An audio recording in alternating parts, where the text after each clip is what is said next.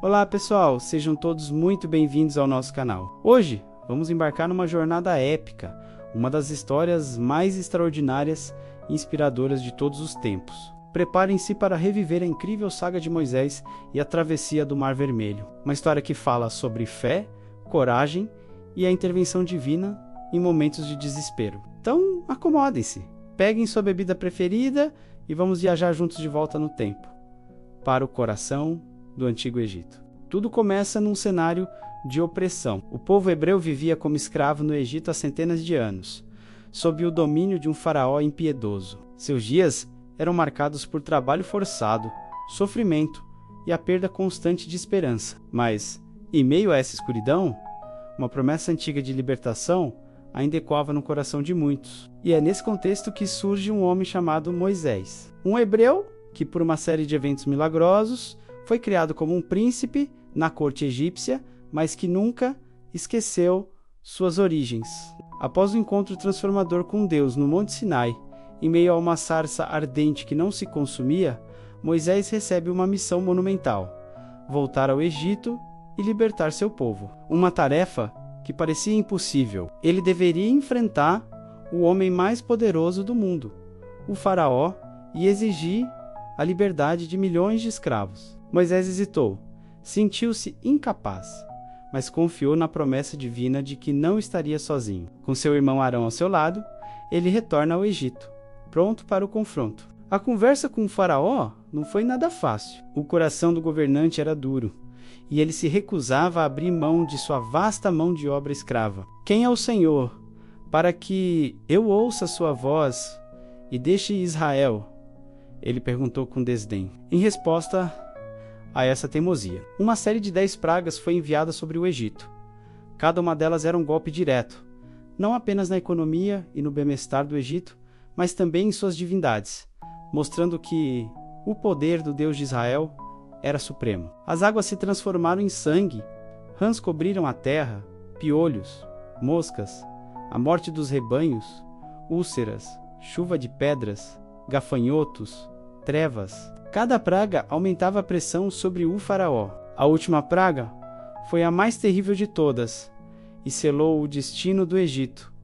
O anjo da morte passaria pela terra e tiraria a vida de todos os primogênitos, desde o filho do faraó até o filho do mais humilde servo. Para os hebreus havia uma instrução clara: sacrificar um cordeiro e passar seu sangue nos umbrais das portas de suas casas. Aquele sangue seria o sinal para que o anjo passasse por eles sem causar dano. Essa noite ficou conhecida como a Páscoa, a passagem diante da perda de seu próprio filho.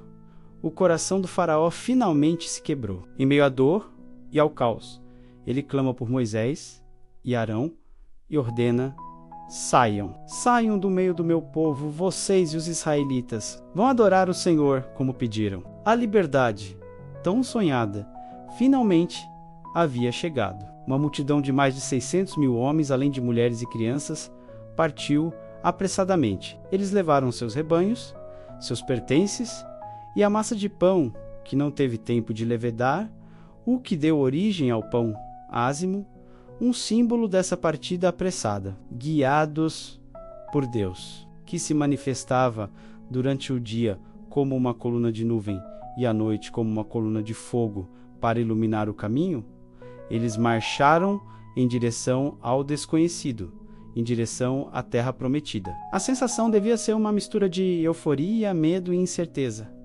O que o futuro lhes reservava. Mas a liberdade recém-conquistada logo seria posta à prova. O arrependimento bateu à porta do faraó.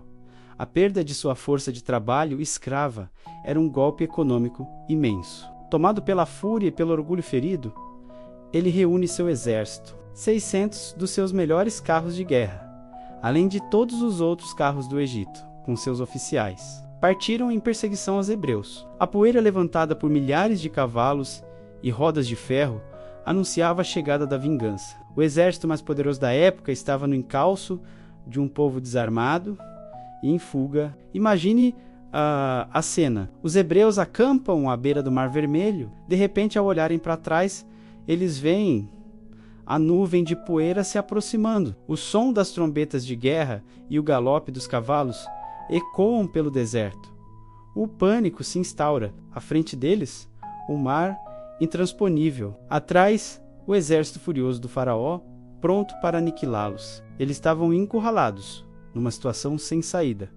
Aparente, o grito de desespero ecoou pelo acampamento.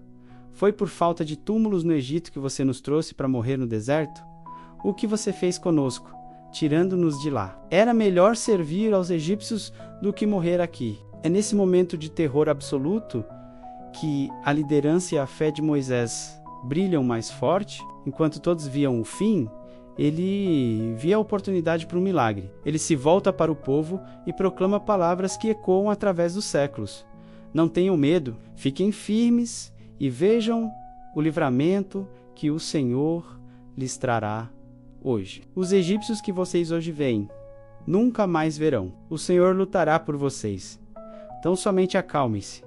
Que demonstração de confiança. Moisés não sabia como, mas ele sabia em quem tinha crido. Ele sabia que a mesma mão que os tirou do Egito não os abandonaria agora. Então Deus dá instrução a Moisés: diga aos israelitas que marchem, e você levante o seu cajado, estenda a mão sobre o mar e divida as águas, para que os israelitas possam atravessar o mar em terra seca.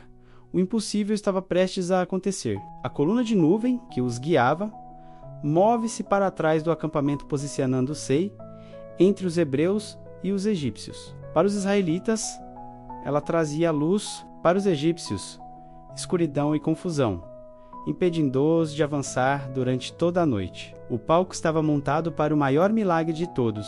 Moisés estende a mão sobre o mar. Então, algo extraordinário acontece. O Senhor fez soprar um forte vento oriental durante toda a noite. O vento empurrou as águas, transformando o mar em terra seca. As águas se dividiram, formando duas muralhas líquidas, uma à direita e outra à esquerda. Um caminho seco surgiu onde antes havia um mar profundo. O povo de Israel, ainda incrédulo, mas cheio de esperança renovada, começa a marchar. Homens, mulheres, crianças e seus rebanhos atravessaram o mar, caminhando sobre o leito seco, com paredes de águas gigantescas ao seu lado. A cena deve ter sido surreal, inspiradora e aterrorizante ao mesmo tempo. Os egípcios, vendo a fuga, não hesitam. O faraó e todo o seu exército, seus carros, cavalos e cavaleiros,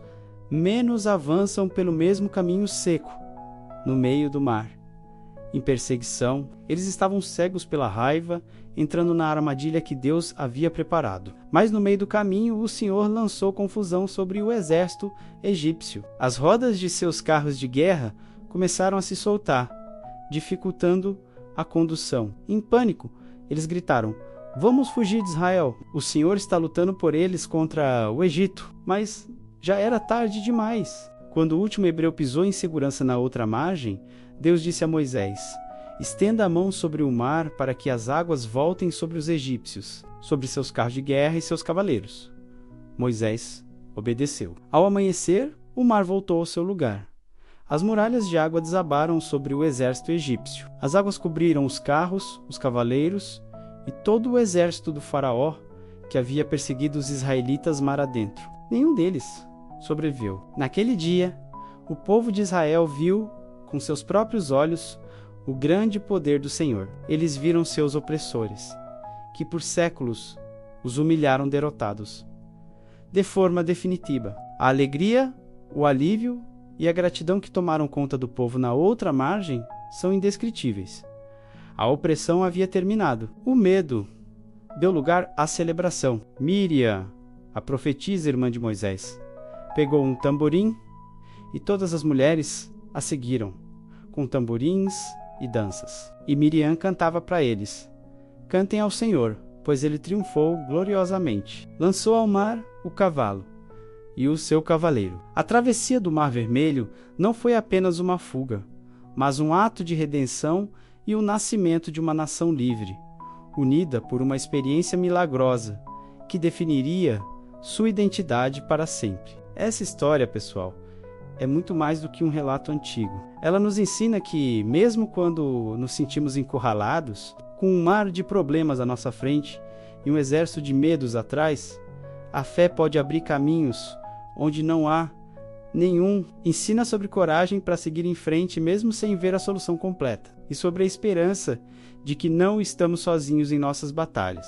A travessia do Mar Vermelho é um símbolo poderoso de que, para cada beco sem saída, existe uma possibilidade de milagre. E assim termina a nossa jornada de hoje. Que história incrível, não é mesmo? Espero que vocês tenham se sentido tão inspirados quanto eu ao recontá-la. É uma prova de que a esperança pode florescer nos lugares mais sombrios. Se você gostou deste vídeo e quer ver mais conteúdos como este, não se esqueça de deixar o seu like, isso ajuda muito o nosso canal a crescer. E claro, inscreva-se e ative o sininho para não perder nenhuma de nossas próximas aventuras. Deixe nos comentários qual parte dessa história mais te impactou. Muito obrigado pela sua companhia e até a próxima.